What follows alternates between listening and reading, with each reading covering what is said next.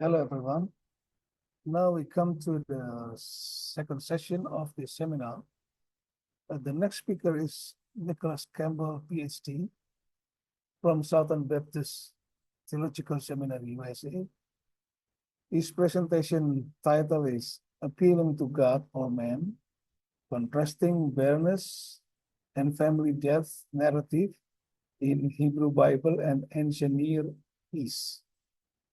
This session will last for 60 minutes of presentation and 25 minutes for discussion. Before we get into the presentation, I would like to briefly introduce our speakers. Mr. Campbell completed his THM and PhD in Old Testament at Southern Baptist Seminary, Master of Arts in Near Eastern Archaeology and Languages at Trinity Evangelical Divinity School, 2010 to 2012, Master of Divinity in Research Focus at Trinity Evangelical Divinity School, 2008 to 2011, Bachelor of Arts in Biblical Studies at Trinity International University, 2004 to 2008. Academic employment.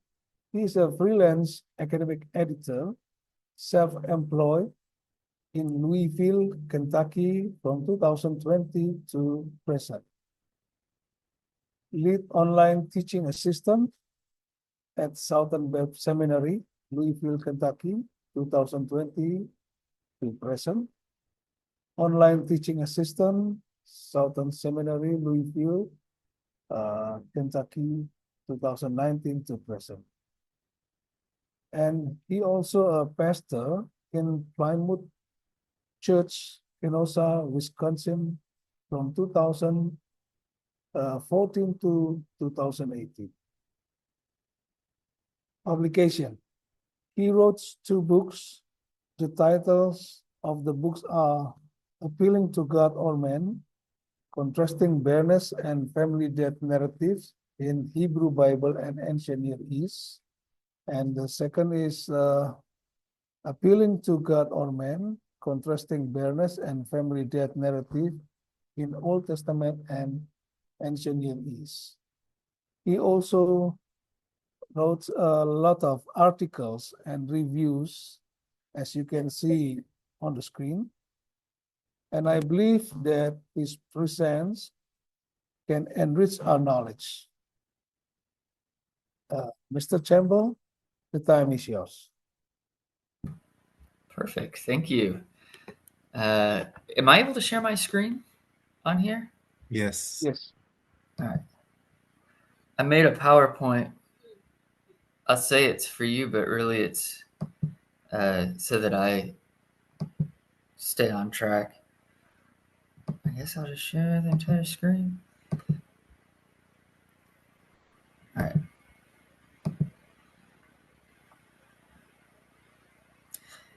It's always when I do tech things that things don't work. So give me just a second here.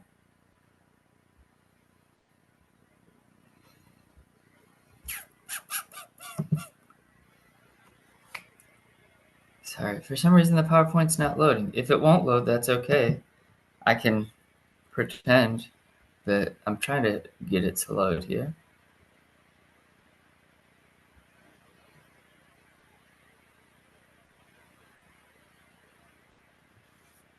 All right, well, while that's loading, he did walk through my resume, so I appreciate that.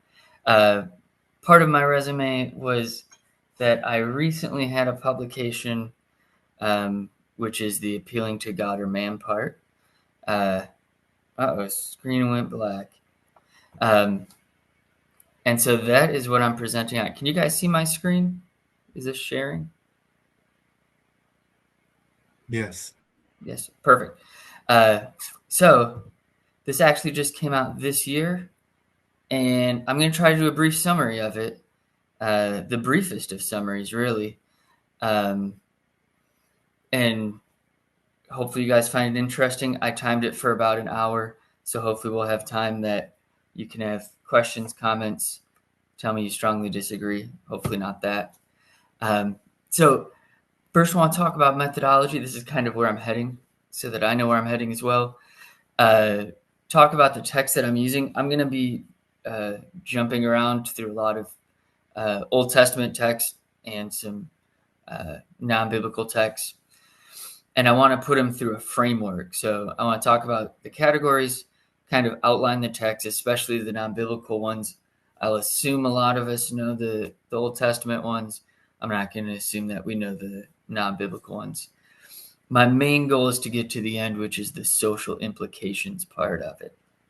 So my methodology and assumptions here. I'm trying to make a type scene argument here. Narrative tropes develop in expected ways. To get to that social end of it, saying that narratives, especially biblical and heroic ones, display cultural expectations, even though the characters don't always fulfill them. We can think of a lot of those in the Old Testament of characters who show what the expectations are, don't always live those. I did a great Robert Alter quote. You can't talk about type scenes without mentioning the guy that really brought it into biblical studies. A literary convention may, in some instances, reflect certain social or cultural realities, but it's bound to offer a highly mediated, stylized image of such realities. In the literary convention, culture has been transformed into text. So I'm trying to look at the way narratives about family death or narratives about barrenness, the way they describe what like the ideal response is to these crises by women and men. So here's my thesis. It's a little bit long, but the main point being barrenness and family death narratives, I'm separating those rather than have them all under barrenness, contain unique elements that separate them into two narrative type scenes, and the action of the women are what is separating them. So in the barrenness narratives, women are appealing to God. In family death narratives, women are appealing to men. You'll see also that in the family death narratives, men are appealing to God rather than to other men or women. So my point here, and where I'm aiming at the very end, this difference reflects the ancient Near Eastern perception of barrenness as a crisis within women's bodies that the divine alone can resolve. Family death, on the other hand, may be resolved through remarriage, and that usually comes by men. Can also come by mothers, but it's primarily brothers or fathers that do that. So this is kind of the detailed structure. This is going to make more sense once I start talking about the text. So for each section of them, I want to look at three aspects, and I'll explain how I'm categorizing them. So for family death ones, looking at the origin of the deaths, like do they attribute it to the divine? Do they seem to just assume that death is divine? Discussions of land inheritance, restoration of the household, barrenness, going again with description of barrenness. Has God caused you to be this way? If we're thinking Old Testament, hopefully there's some obvious ones that say that. Interaction with the divine again, and then restoration, because I want to look at how the women are interacting with divine. The reason that middle one flops out is because most of the barrenness narratives don't talk a lot about land inheritance. They have other solutions for that in ancient Near Eastern culture, which I'll mention later. So these are the texts, the breakdown of them. So you'll notice the italicized ones are all ancient Near Eastern works. Regular font is Old Testament, just for clarity. So you have female protagonists, both in barrenness and family death. You'll notice those are Old Testament. Male-dominated texts are the ancient Near Eastern texts. Save Job, because Job is kind of a weird book in the midst of the canon. And in this case as well, it has some odd elements to it. So working my way through this, I'm going to start with family death and then move to barrenness. So the female-centric family death narratives here. Highlighted that. These are all going to be Old Testament: origin of deaths, discussion of land inheritance, restoration of the household. So Lot's daughters, obviously the origin of the deaths in this case are going to be divine. Sodom had fire and brimstone, and that killed the daughters' husbands, fiancés, however we want to describe them. It also killed their mother, by her looking at it, but they were clearly divine punishments. Land inheritance is not as obvious. My criteria for putting texts, let me back up. My criteria for putting texts into these categories was that they contain at least two of the three elements that I'm talking about. So in this case, land inheritance isn't as strong. They do talk about the daughters. There's no one alive to continue our father's name. The ending of it is kind of a mean reference to Moab and Ammon, to say that they are children of incest. But the whole point is that they are continuing the father's household, even though no one really owns land. I don't know that living in Sodom they owned land before. But restoration of the household, kind of partial. They don't really continue to have children. It seems like they each had one, and that was the end. But there is an origin of death, a restoration of the household. And the person they appealed to in this family death one was Lot. If you call that appealing, they used Lot in some way. Tamar, this is obviously Tamar with Judah. Origin of the deaths, those were all divine, though Judah ignorant of that. One is killed for wickedness. One is killed because he doesn't fulfill the levirate need by having children for his brother. And then the third son is never given to her. Again, land inheritance is kind of an odd one for this. Not because I don't think that inheritance was part of it, but in this case, they are semi-nomadic herds people. Any inheritance that they have would be more livestock and movable property. I don't know that Judah or any of his brothers would have had land itself to pass on. Then the final part of this, restoration of the household. We all know the story. Tamar tricks Judah into essentially providing an heir for himself. The "you're more righteous than I" part of that. Again, much like Lot's daughters, though, this is seems to be a partial restoration, not like full-blown new family and household, because she then just gets sent away. The two kids become part of his descendants, but she doesn't seem to ever be given to his third son, and there's no talk of like remarriage or anything like that. So sort of restoration, kind of in a negative way. Zelophehad's daughters, I put the primary one. They come back and revisit marriage a few chapters later. But they're appealing to Moses. The origin of deaths in this one, the daughters say to Moses as they're going into the land that our father died in his own sins, not as part of Korah's rebellion. So it seems like a divine origin of death. Our own sins can be just that he died as part of that first generation. Was it straight punishment or just divine punishment more generally? I don't know. Land inheritance. This whole thing is about land inheritance. Unlike the other two, this is kind of a legal debate rather than just a straight narrative. So the whole point is that the daughters are saying he has no sons. What happens to the land? And then restoration of the household. So that comes at the second half of it, though perhaps not in the way the daughters would have expected. after they are apportioning land, the leaders of their clan come up and say that if the daughters are then free to marry whoever they want, the land will go to a different tribe, and their tribe will lose out. So there is a further restriction that they have to marry within their own, not household, but within their own clan group. And it says that they did. So there is a restoration of the household after their father died, and they get to keep the ancestral lands. Again, though, they're not appealing to a father or father-in-law. They're appealing to Moses.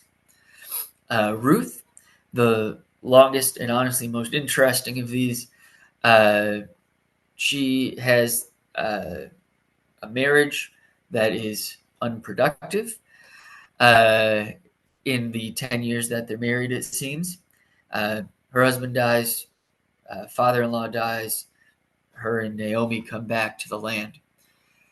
I've seen some scholars argue that the origin of deaths is a divine punishment because there's a lot of animosity towards Moab.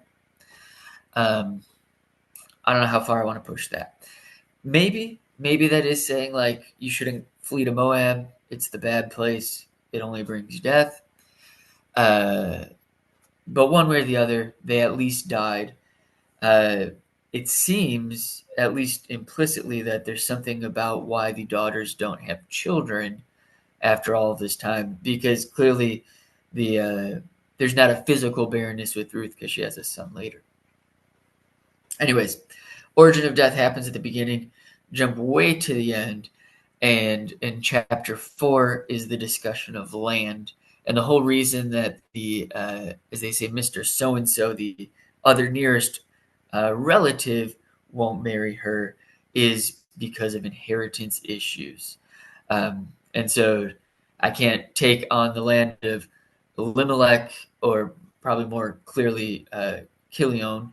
I can't take on this land and provide for my heirs, whatever that means, I don't know. But land inheritance and then restoration. Ruth has a child by Boaz, which then leads down the line to David. So that's a much more positive restoration there. But as shown, all four of these, well, Zelophehad's daughters is several, but all four of these narratives are showing women putting in places where their husbands, relatives die, and they are all appealing to men of some kind, and honestly, not just men, but household or community leaders.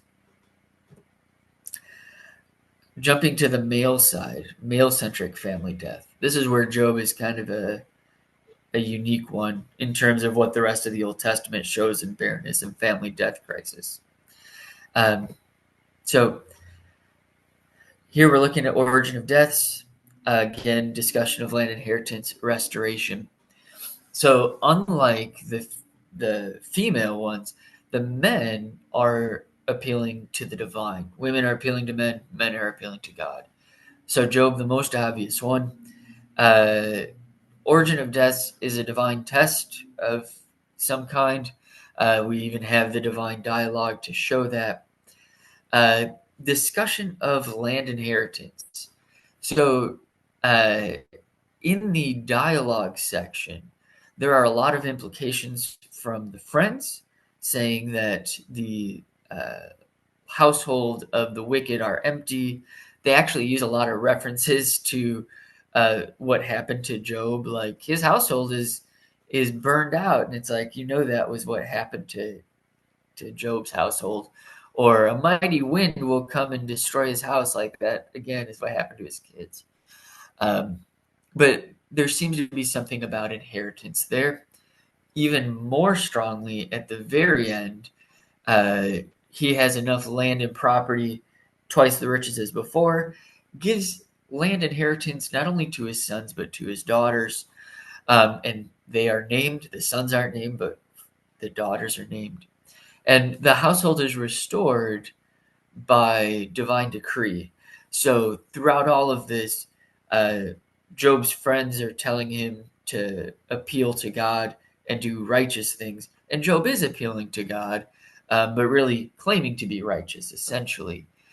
But it is only through a divine encounter that his land is restored, or the inheritors for his land are restored, and the household continues. So moving on to Kirta, Karat, Kirtu. I prefer Kirta, but I'll give all the options because you see Karat in a lot of places. This is kind of a long text. There's a whole bunch of things happening, but here's the basic part of it at the beginning, the important part. So the beginning of the text is broken off, and this is going to be a theme in ancient Near Eastern texts, but it lists out people dying. Unfortunately, the name of who is dying is unclear, but it lists out 7 of them. I think it's wives. I put wives. I'll stand on that, and I'll explain why I think that. Some have said children. It just doesn't have like his relation to them, but they die by different things, by plagues, by waves, drowning and things. Some of them being deity names that make people think that it's not saying just like an average plague, but it's like a divine plague is killed off his 3rd wife. After the wives die, Kirta prays and weeps until El arrives. We could have a discussion about incubation as a type scene to get these divine visions, these weeping ceremonies. Then El has this conversation with him, the head god of Ugarit, and tells him to go lay siege to the city of Udum and demand from Pabil to give Huri, his daughter, to Kirta as a wife. I can't explain that one, but he goes and does it. That was his big plan. And he gets the king's daughter as a wife. Keep in mind, Kirta is the king of his own city, so he's sieging another city. When he brings Huri back as a wife, he has a son. His name is Yasib. He calls him the heir several times. They then have this battle with the divine, which is far less relevant to where I'm going with this. But the story continues. So they have arguments with the deities. Yasib tries to overthrow Kirta. Then the text breaks off again. But the point here, origin of deaths, it seems to be divine. If it's not divine, it's a random coincidence of a whole bunch of plagues, one after the other. Discussion of land inheritance. What he is praying to El about, and it's very clear in the text, is a son to inherit the kingdom. So he's not talking about land like farmland, but an actual kingdom. He needs an heir. And then restoration of the household. He follows El's instructions and receives a wife who then has a son for him. So is it a divine restoration? In a sense, yes. He needed the instructions from El to know what to do. The next one, Akat, which is really similar to the Kirta Karat epic. This one, the first part is broken off. So this is going to happen all the time. And so some have even said like a full tablet may be missing. But it starts with Dan-El performing rituals to receive a son. It's the same thing that Kirta was doing. He's weeping in the temple. He's making sacrifices. And it says he does it 7 times, makes sacrifices, trying to get this son. Through the mediation of Baal, El grants the request, and then Akat, the son, is born to Dan-El and his wife. He gets married in the intervening part. El tells him who to marry. So he ends up having this son. The heir then, Akat, the heir, then has arguments with the gods. It continues on about this bow that Atherat wants, etc., etc. It's not interesting, wild, not relevant to this exactly. So the origin of deaths, hard to tell. It's broken off. Like I said, I try to make 2 out of 3 here. So most scholars would say the origin of deaths was something divine, or there was a list like there was in Kirta. That's only because they're so similar. We just don't know. Discussion of land inheritance. Again, Daniel is a king, and his whole goal is to have an heir for his kingdom. So he's performing all these rituals, not to have a daughter, but to have a son to inherit. And that's where El grants the request so that he has an heir. Restoration of the household. El tells him who his wife should be, essentially.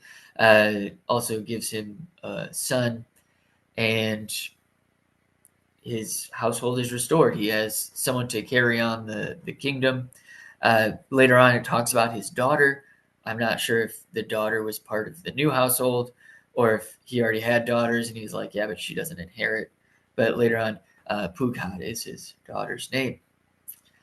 And then the last one on here, the Babylonian Theodicy. So this reads a lot like the dialogues of Job. So you have this sufferer and his friend debating divine justice. So the sufferer claims to be an orphan, though he pays tribute to the gods. That's one of his big complaints. I'm an orphan. I'm seeking sons and daughters. He also said that he's a second son, and the first son gets all the wealth. I don't have anything, even though I pray and make my sacrifices. The friend responds that he should continue sacrificing to the goddess and be upright, and that way he'll receive blessings. In fact, he says that a million years of punishment can be returned to blessing in the blink of an eye if you just appease the gods. So go to the temple, make your sacrifices. So again, all of these have men who are suffering. The Babylon Theodicy one's interesting because it's not a parent losing children or a parent without children. It is a child losing parents and having no children of his own, a guy alone. So again, origin of death seem to be divine. Most of them talk about inheritance of some kind. And then the one that doesn't really have a restoration is the Babylonian Theodicy. He's told how to get it, but it breaks off, and we don't know if he ever got the restoration part. So moving on to barrenness. This one, because I only have one male-centered barrenness, I'm just going to put them all together. Itana's great, but it's not good enough for me to have just one on there.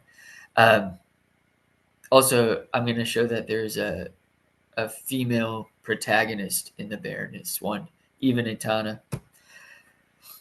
So the first ones, also I wrote this wrong. Itana is not Sumerian. He's in the Sumerian king list, but I'm going to talk about the old Babylonian version. So please ignore my typo on there. Barrenness narratives. So description of barrenness, interaction with the divine, and restoration are the three elements I want to try to pin down in there. You see, I put Genesis 18 for Sarah. There's a whole lot about the barrenness issue with Sarah. Genesis 18 is the Oaks of Mamre part where it's like right before Isaac actually comes, unlike all of these other iterations of it. So description of barrenness, it's not described well there. Elsewhere, when Sarah was giving Hagar to Abraham, she says, "It is God who has withheld children from me. Maybe my household will be built through her." So there is a discussion of the divine origin. There's not a discussion of the divine origin in Genesis 18. Interaction with the divine, though, at this point, Sarah is laughing because she's saying, you've withheld children for this long. Now I'm beyond the years for having children. And the divine figure, it's unclear in the text, first is talking about her in front of her, essentially, with Abraham, and then seems to be like reading her thoughts or hearing her from an unusually far distance, and then talks directly to her, right? I didn't laugh. No, but you did laugh. And this time next year, you're going to have a son. So there's this divine interaction is actually centered on Sarah. Even when they first come up, they're asking, where is Sarah? Where is Sarah? She's in the tent, but they continue to ask that. And then restoration, we all know Isaac comes along and becomes the primary heir over Ishmael because she was the primary wife. For Rebecca, Genesis 25, this is a much shorter one, like it's a one-liner here. So the description of barrenness is she was barren, right? So it says Isaac prayed for Rebecca because she was barren, and then God noticed Rebecca, and she conceived. So he prays on her behalf. Is a description that it was divine? Not necessarily. How long was this? Some of the rabbinic texts say 40 years. You could kind of do the math based on when they first got married and when the child was born based on his age. However long it was, though, she was barren. God paid attention to her, even though it was her husband who had asked. And then this other interaction with the divine is during the pregnancy, when there are two children within you and they are battling it out. There'll be two nations. And that is the only time there that you're getting reported speech by the divine. So even when she's being prayed for, it's narrated. But then when she is like, oh, this pregnancy is difficult, this two nations conversation is actually not narrated but reported speech, which I find interesting. Restoration, obviously, the two children. Rachel, I could also add Leah on here. There is a little bit of a barrenness thing there. Rachel has the like loved and hated thing that you see elsewhere in Hannah. And so Rachel's barren. Leah's not. Jacob loves Rachel, doesn't love Leah so much. Interaction with the divine. One of the most insightful phrases has to be when she is talking to Jacob, tells him, give me children or I will die, which is a great threat, probably not a positive one, but a great way to go. And his response is, am I in the place of God who is withheld? I think he uses the word fruit of the womb, something to that extent. Am I in the place of God who has withheld children from you? And I think that kind of summarizes what is happening in these passages. The women, in order to have children, can't appeal to men. He is not able to overcome that. Interaction with the divine. There are no recorded speeches here for Rachel, Leah, Jacob. They don't get anything during this series of childbirths. But when Rachel has her first child, it says God listened to Rachel and she bore a son.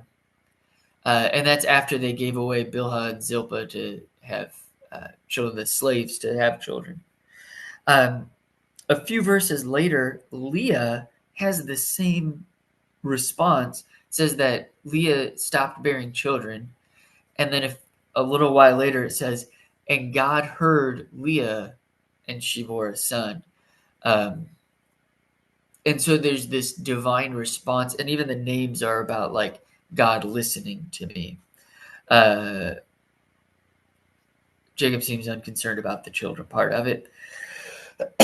or at least which wife has the children part, and doesn't seem to be appealing to God at all, essentially leaving it up to Rachel.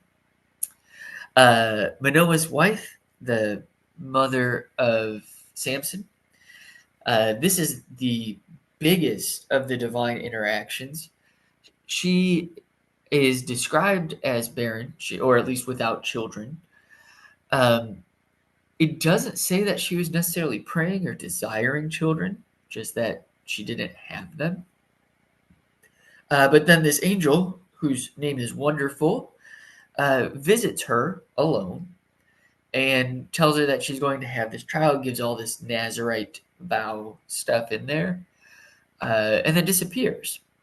Then her husband comes home, Manoah, and she relays that, and he says, "Oh, tell the angel to come back and let's do this again while I'm here so I can have the same experience," which he does, or which she does. The angel comes back, and again, Manoah isn't there, just talking to the wife. She has to tell him to hold on and go get Manoah from the field. And the whole time that they're having this conversation, she seems to be tracking. Manoah looks kind of like an idiot. Even when they are doing the sacrifice on the altar, and the angel goes up in the flames, and he's like, "We're gonna die. We've seen God." And she's like, "We would have been dead already." She has this connection with the divine that Manoah never seems to get. Restoration, obviously, Samson comes. Are there other children? I don't know, but Samson's the main key of the story here.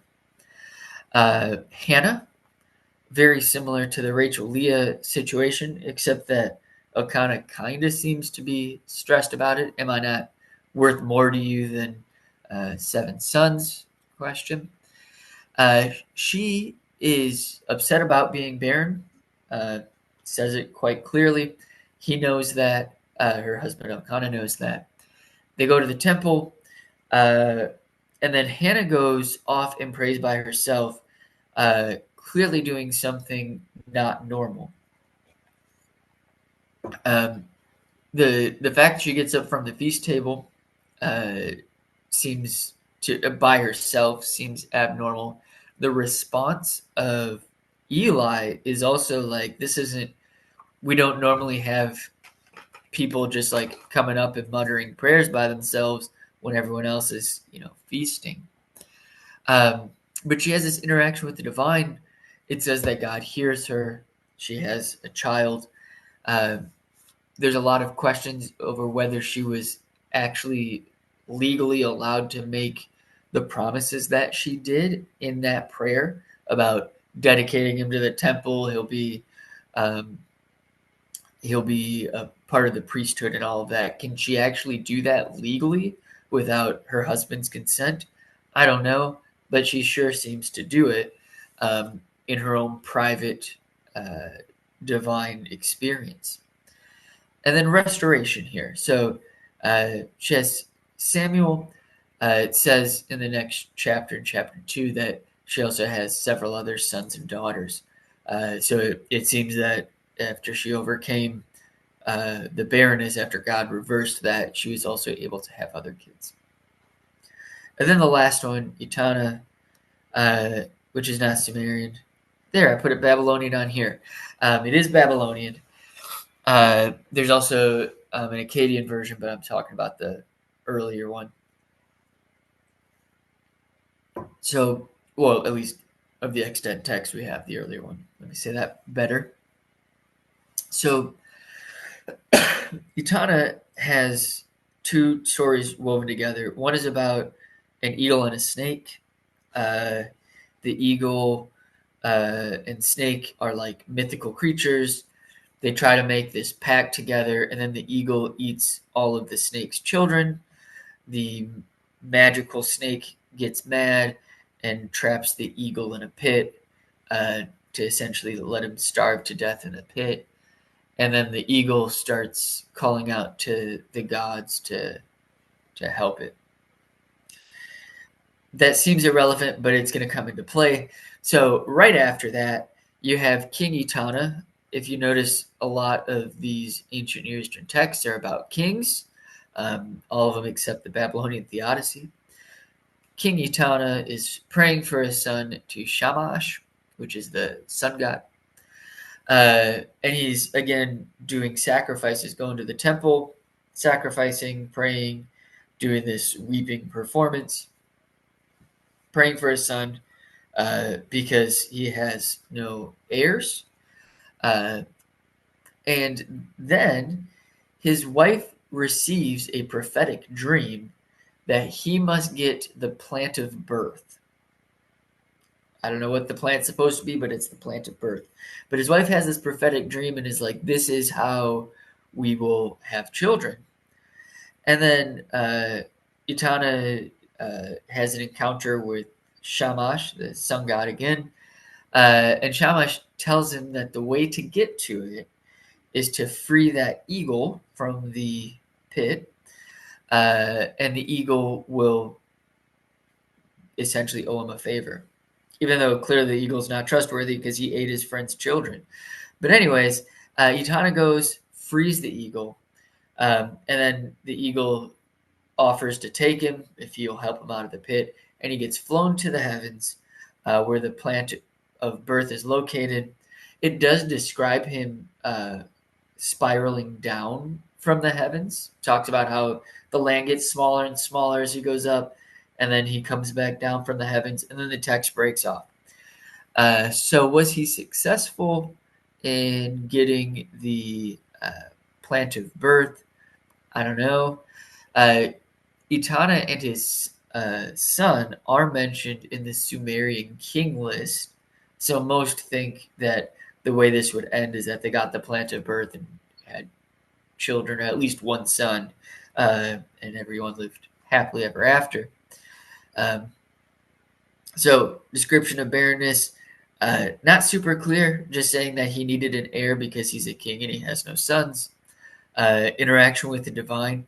Etana talks to Shamash about this lack of an heir and the barrenness. But so does his wife. His wife is having this divine dream as well. So unlike the other women's ones, which were really just women talking to God, this has both the husband and the wife talking to God.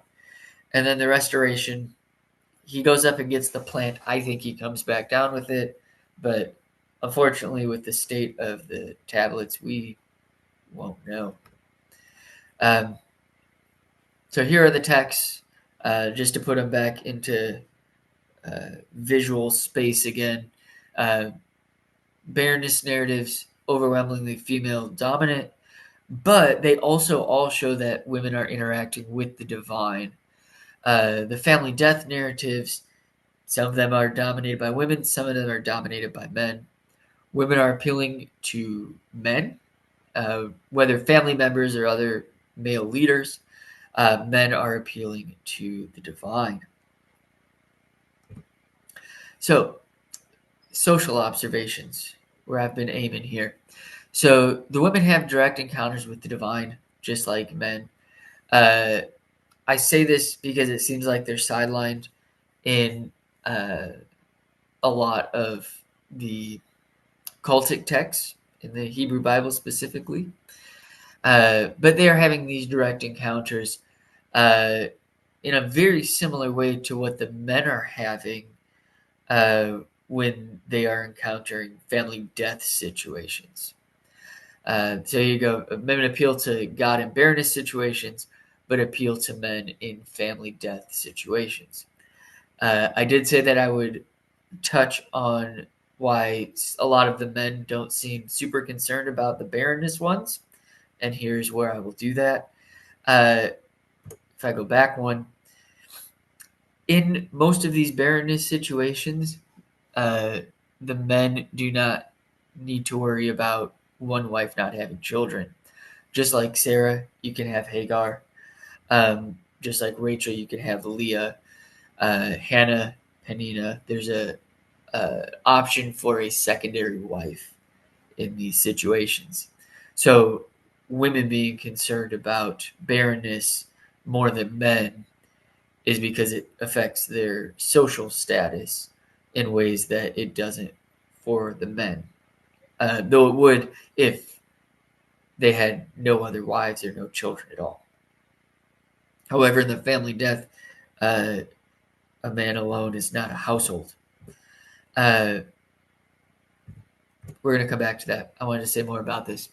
The other part of that, for the barrenness being a women's thing, as seen in the Hebrew Bible ones here, the status of the wife changes based upon the children. So in a lot of other texts, especially in Newsy, where they've found a lot of marriage contracts, men are not allowed to marry a secondary wife if the primary wife has children. And if they do, they can then divorce, and the primary wife gets her dowry back. So that having those children can keep you as the solo wife. Most scholars would even say that Hannah may have been a first wife because she had no children. There was a secondary wife, Peninnah, who did have children, and now you are lowered in status. There's a bunch of other regulations in the Newsy documents about that, about how you have to continue to provide for the primary wife. You have to make sure that she doesn't lose status and all of that. But still, you become one of two instead of the sole wife if you don't have children. It's a very precarious social situation for that. The other side of that, which I think is obvious to most of us, they didn't have a concept of men being barren or sterile. So anytime that children are not happening, it is because of the women. So it's a women's body thing. It's never a men's body thing. Modern science may tell us that both are options, but they would have viewed it only as women. So the other part I wanted to talk about was the religious aspect of it. Not just that women are having divine interactions, but that women are having divine interactions in very particular places. So if we go back to the text, Sarah is at the tent by the Oaks of Mamre. That is not a official cultic place. That is at home having interaction with the divine. Rachel is again at home, pregnant. Rachel, at home, hoping to get pregnant, having arguments with Jacob. You have Rebecca, who is prayed for by Isaac, and then is just like at home having pregnancy issues. It doesn't say she's at a cult. Manoah and his wife are at their house. They build an altar afterwards, once the divine figure is there. But he has visited Manoah's wife twice at her home, and he even goes out into the field next to their home. So they are not near any official cultic area. Itana's wife as well is again at home. She is having this prophetic dream at home.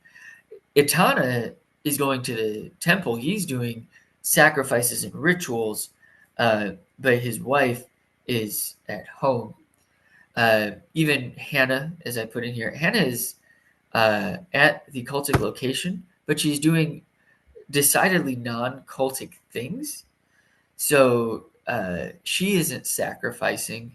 She is actually not in the feast. She left the feast. She's not engaging the priesthood. Eli walks up and asks what she's doing, but she is having her own private encounter. She's not doing some officially prescribed ritual from the Torah or something like that. My second bullet point in here: men act within the official cult or do cultic rituals. So, talking first with the ancient Near Eastern texts, the Babylonian Theodicy, he recommends going and making sacrifices, observing the goddess, going to the temple. They are official-ish types of cultic rituals. Job is also sacrificing. It says even before that, his children were so wealthy they'd take trips to each other's house to have parties, and every time afterward he'd go and make a sacrifice in case one of them accidentally sinned. So he has this sacrificial element to that as well. Kirta and Dan L. in the Akkad narrative are going to the temple and they're doing sacrifices in the temple. It's part of the incubation thing. They do a sacrifice, they weep, and actually they both are recorded as sleeping in the doorway of the temple. So they're doing these very explicit cultic rituals here. So I cited Beth Nikai. Extensive archaeological evidence has clarified what the Bible only hints at by means of condemnation. The religion was practiced not only in state-sponsored sanctuaries, but also in community and domestic settings and at burial sites. I really want to focus on the domestic settings. They found a lot of cultic corners, specifically in dig sites in Israel. And these cultic corners sometimes have little standing stones or idols.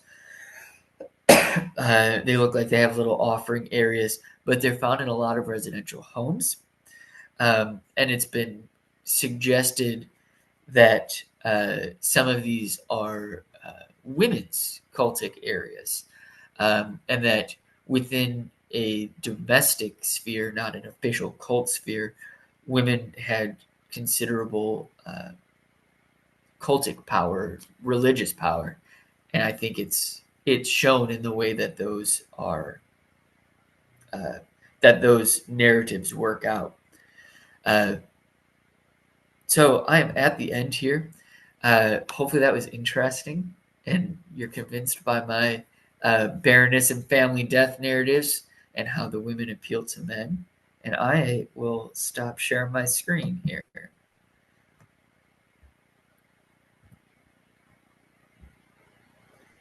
All right. All right. Okay.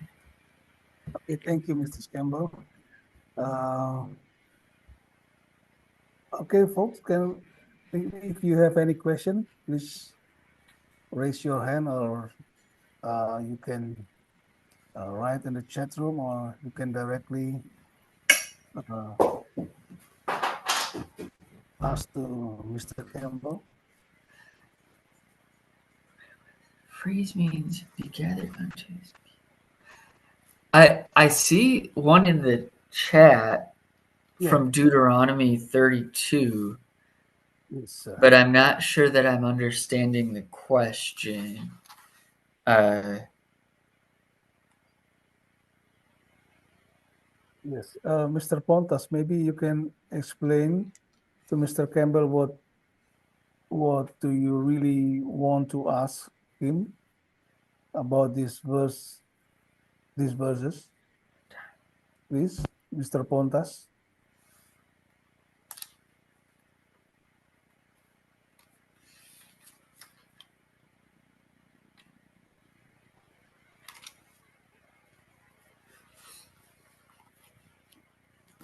I'm wondering if that's a reference to my stating that that Zelophehad died in his sins, but I'm not certain, because those ones are specific about Aaron and Moses, so I would say that might be different.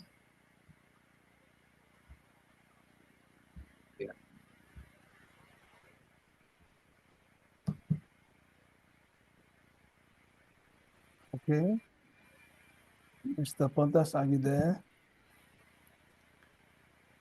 Maybe you have another question. Sorry, Mr. Campbell, Yeah. can you explain about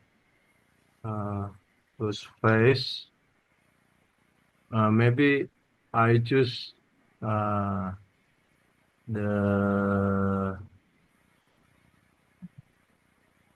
Moses died, but those phrase actually used to in Genesis. Bagaimana ya Pak Oscar jelaskannya? Dikumpulkan dengan apa? Dikumpulkan dengan kaum leluhur. Jadi frase itu juga dipakai dalam kitab Kejadian. Sorry, Mr. Campbell, my English is bad. No worries. I was just hoping we were going to have a translation. Ya. Gimana Pak Pontas? Di dalam Ulangan 32 ayat 51 itu bicara tentang kematian Musa.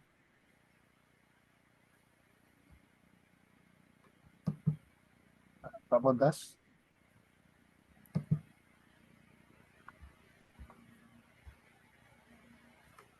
Jadi ada frase dikumpulkan dengan kaum leluhur.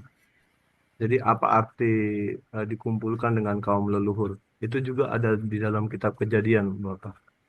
Itu maksud saya. Pertanyaannya. Apa arti frase itu? Bapak bisa bacakan frasenya itu dalam bahasa Inggrisnya mungkin dari Alkitab bahasa Inggris Bapak.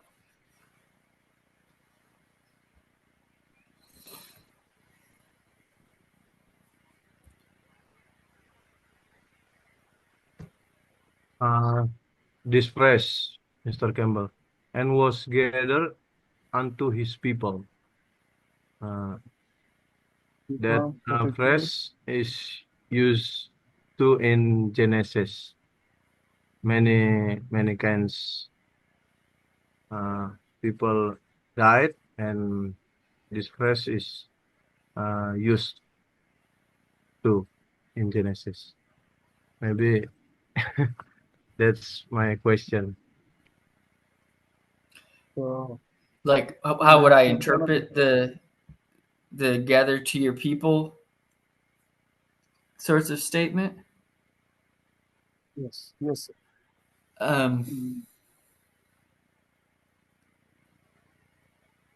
What does it mean for you? Maybe you can explain to him. This verse is also emerged in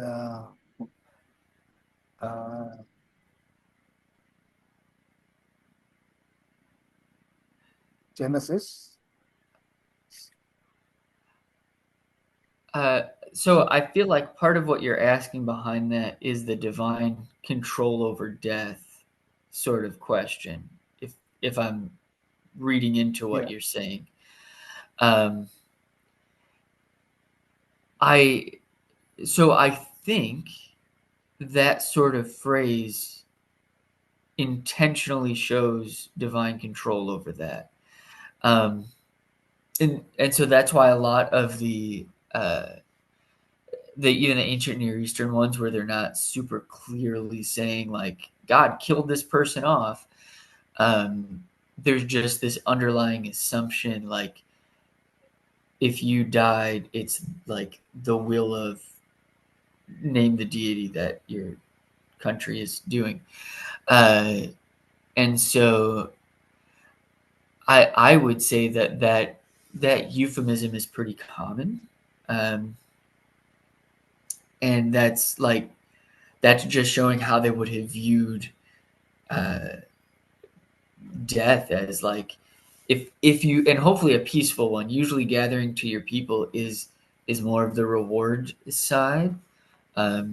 rather than punishment. I don't know that they were a real heaven and hell kind of thought, but at least you died somewhat peacefully, and you died in your homeland rather than dying like out in the woods somewhere where no one will ever find you and bury you. You had this kind of like peaceful passing, orchestrated by God, but somewhat positive, hopefully. Did that sort of answer what you were asking? Ya, Pak Pantas, bagaimana? Oke, thank you, Mr. Campbell. Yeah. Okay. I think we have a second question from PIASS. Please just ask your question directly to Mr. Campbell. Yeah, thank you, Dr. Nicholas Campbell, for your inspiring presentation. My name is Samran Simangunsong. I'm in Rwanda now, Africa. So my question is that where does the fertility belief come from? I mean, in the context of Near East, and how does it influence the Bible? Thank you. Could you say that first part again? What belief were you asking about? I missed that. I'm sorry. Fertility belief. The belief of fertility. Oh, fertility. Oh, yes. Like the divine origin of fertility? Is that what you mean? Yeah. Yeah. I mean, I think ancient Near East side of it, I think was really I don't want to say animalistic, it sounds mean, but it essentially in this idea of like the gods control fertility of all things. And so much like the I guess you'd call them sex cults in the ancient Near East that would bring fertility to the land. The gods cause plants to grow and rain to come. The gods cause animals. Even when you read the end of Job, like it isn't just that he has 10 children, it's that his livestock are reproducing faster than ever before. And it doesn't just say like, oh, you have more livestock. It actually talks about that they're having more kids for their goats and things.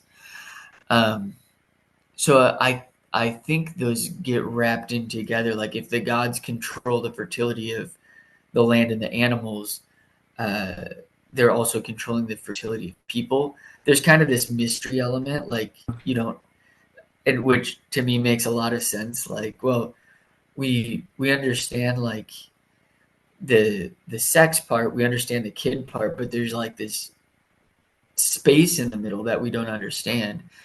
And so we do all these different rituals to try to make the gods happy, try to induce that. I think it's hugely impactful in the narratives. I think that's a big background in the Old Testament narratives. Even with Rachel and Leah, and they do this weird mandrakes thing, like give me those mandrakes, you can sleep with Jacob tonight. But the mandrakes are like a big fertility thing. Why I don't really know. There's a lot of debate about that, but they're showing this like ancient Near Eastern idea of do your fertility ritual, bargain to make that happen. So my instinct is that the divine origin of fertility is super pervasive, and that it's specifically with women. I didn't talk about it, but I find it super interesting. At the end of Ruth, they're showing what the fertility side is, and it's all these women. The women of the city name the kid. Like, what are you guys doing? You're not even related. You're just like, women of the city decided this is his name, and they call him the Redeemer, the Goel of uh, of Naomi, not Ruth, unfortunately Naomi. And it's just like this really interesting, like, God has brought you children to redeem you, and then we're going to name, like, it brings in a whole bunch of those pieces of, like, this is a really woman-centric area of life, but it's also something that we're just like, God gave you children. How? I don't know. It happened. We pray, we do the rituals, hope that it happens. Yeah, I think those domestic kinds of rituals are pretty common in the ancient Near East. There's a lot more documentation there than there is in the Old Testament. Did you have a follow-up to that? Is that clarifying? Yeah, it's clear. Thank you. Okay.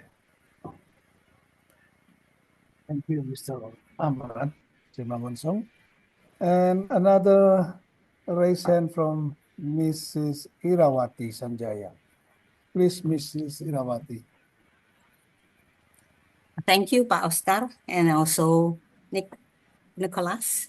There is a rumor that I heard I've been Yes. following, not from my generation. I understand about barrenness, not my next generation, that's my children's generation, but the next is the Generation Z. They don't mind about getting married, but some issue that they are willing to marry, but they don't want to have children. Now, what do you think here about this issue?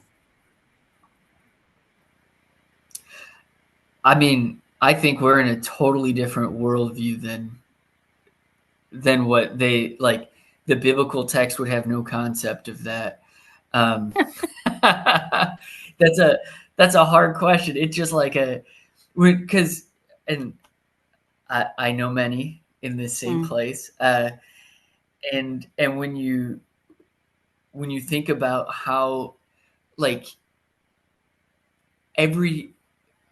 especially for women, but also every part of who you are is about, like, that next generation, every bit of it. And in the ancient Near Eastern mindset, like, if you don't have children, it is divine punishment. And I make that in the written version of this. I make that much stronger argument for that like, to not be able to have children is to say that you are cursed by God. And to think of it as like, now we just don't care about it or we don't want that is just like the polar opposite. I mean, we no longer view that as an affliction to not have children. And that's the question that I have, I guess, in trying to apply that currently, is how much of that is like a biblical mandate or like a cultural format, right? Like, I'm trying to think of how I would say that in a better wording, because it seems to me some of that is necessary based on the way that they live, in that, like, if you're farming kids to do the farm work or herding animals, as someone who does neither of those, I don't need the farm labor or the ranch hands. But they definitely did. The other side that I have is like, there's a point where I feel like something deep inside wants you to continue your name, right? Like, that's like a big thing, especially in the Old Testament, is like, who's going to carry on the name? that all of what Zelophehad's daughters, like, our father's name is going to die out if we don't have an inheritance.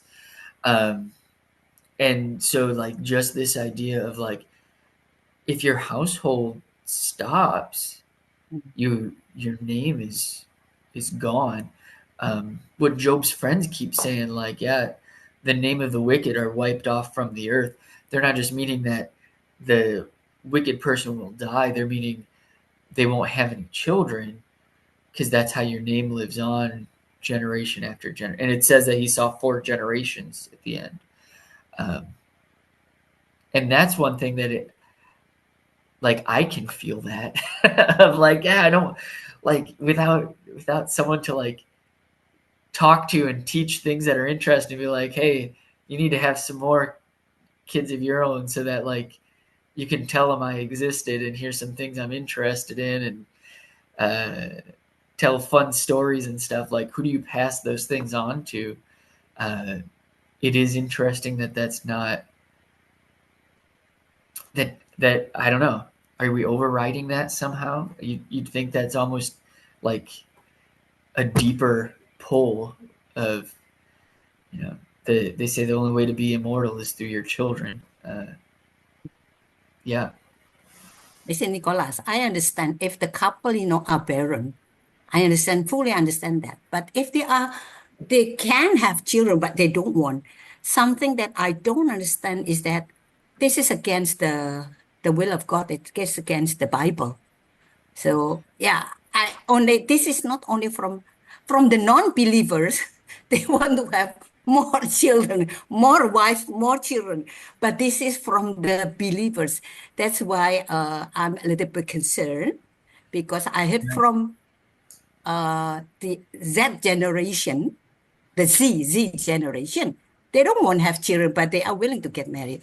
And this concern me. Maybe, just maybe that. Maybe. The Okay, thank you. fruitful and multiply part, I hear you. Yeah.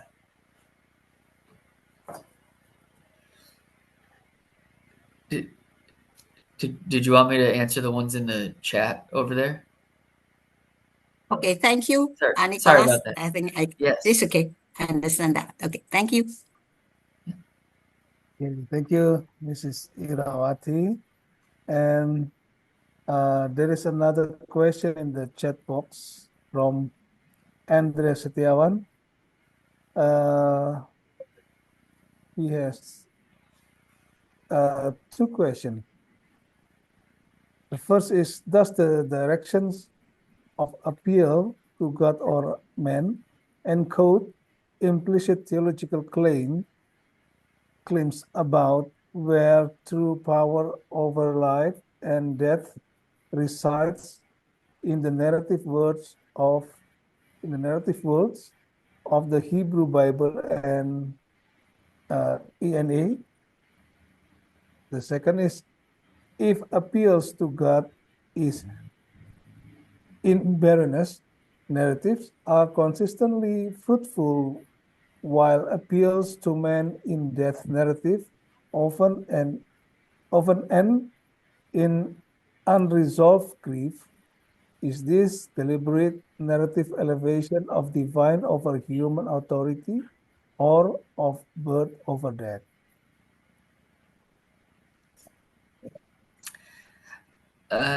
So the first one, does it direction of appeal encode implicit theological claims? I would say absolutely. Even more than that, I would say the authority, the divine authority over life and death is so assumed it doesn't always need to be stated in the ancient Near East in the Hebrew Bible. So some of those I was just mentioning, yeah, it talked about these people dying. We can kind of assume it's for divine reasons, but it doesn't always say. I feel pretty confident that they would have seen those, especially unexpected ones. If you die young, or tragically, I would say that those are saying, like, 100% that's a divine thing. We don't always have to say it. You would have to say it now, but at that time, they would, I think, assume the gods are mad at you or something like that. Whether they're mad at either the person that died or the relatives that did something to kill off their children. I think Job's speeches and Job's friends are pretty clear on that's how they view the world, and the Babylonian Theodicy echoing that just gives me enough to be like, yeah, they would have seen death as like the realm of God. In life as well, I feel like the appeal to God by the women is saying, like, even within your own body, like, you can't control that as much as you may try. Like, no men around you can control it. You can't control it. Like, there's what I was saying earlier, there's this like mystery element. Like, you can do all the actions. Sometimes kids happen. Sometimes kids don't happen. Sometimes it's challenging, but like you don't know why it happens and it doesn't happen. And I think they would have said the same about most types of fertility, which is why I would say, and I think they're all kind of bound together, like the same reason why you have to like call to God to make your plants grow. Like, well, I can put the seed in the ground and I can put water on it, but sometimes it comes up, sometimes it doesn't. I don't know. Like, it's only God can make humans fertile in that way. The other one, I don't know if I agree on some of the assumptions there. The appeals to God and barrenness narratives are consistently fruitful.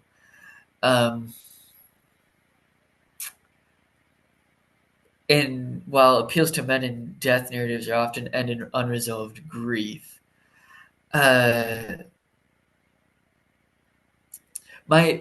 only challenge to that, and I didn't finish them, but I could have, the Kirta epic and the Akkad epic in Ugar both end kind of tragically. And it's just another, like, the narratives have cycles, much like Genesis. So Akkad has this argument about a bow, like archery, and insults a goddess, tells her women can't hunt because she wants his bow. And then she sends this divine vulture to come and eat him. So I wouldn't say that one ends positive. Like, yes, he got an heir, but then the heir does some stupid things, gets himself in trouble with the goddesses, and then gets killed. And Daniel actually sends his daughter to go avenge his son's death to the gods. So, like, it's not 100% perfect. And I did talk about how Yasib tries to overthrow Kirta at the end, and Kirta curses him. Then the text breaks off. I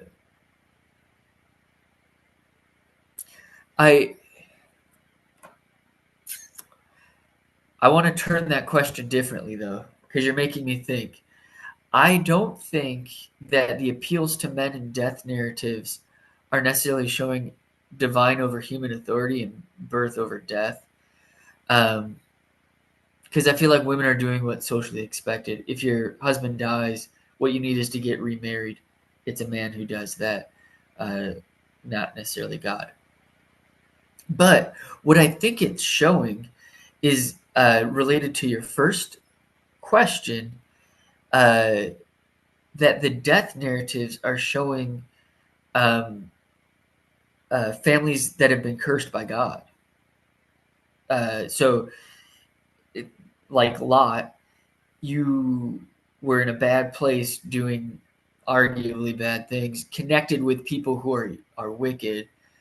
Yes, you have resolved this barrenness or this family death issue, but you did it also in a kind of wicked way because your family died for being somewhat wicked people. And I think those sorts of things generally play out that way, that a lot of the family death side is coming from not great places. And so that's why, like, even the Judah and Tamar, like, yes, you appealed to Judah, kind of appealed to Judah about that, but you're already in a wicked family. So he already married a Canaanite woman, which he wasn't supposed to. You, Tamar, are a Canaanite woman being married in. And then the sons are explicitly called wicked.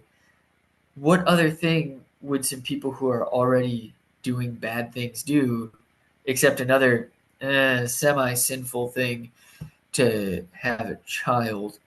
So that would be my sense, is that you're showing that, like, honestly, those deaths are divine.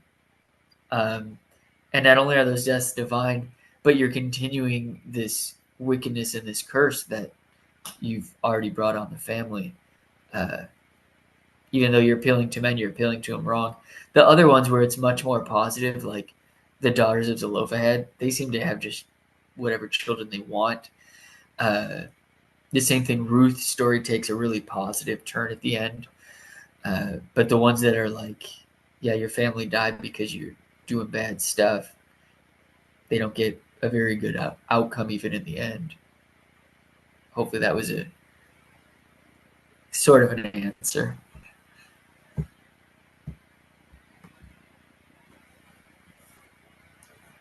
Okay. Thank you, Mr. Campbell. I think those already answer the questions.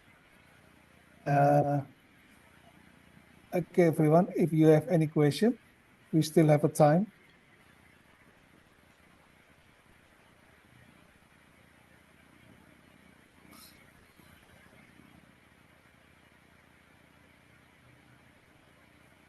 Anyone?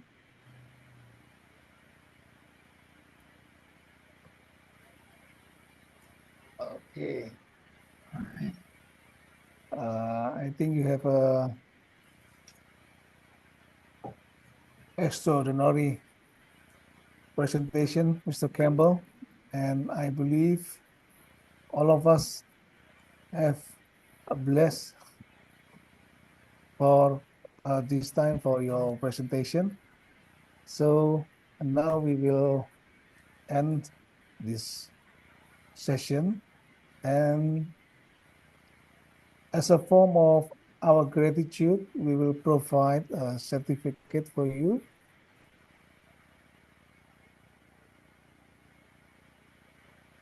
This is our certificate for you as a form of our gratitude. Well, thank you so much. I also really appreciate all the questions and the invitation. It's been great. I really enjoyed it. Yeah, thank you, Mr. Campbell. We also enjoy your presentation, and we hope we can meet in another time, another seminar. Yes, definitely. Later. It's great. Okay. Thank you so much, all the participants. And now we come to the end of the session, and I pass this time to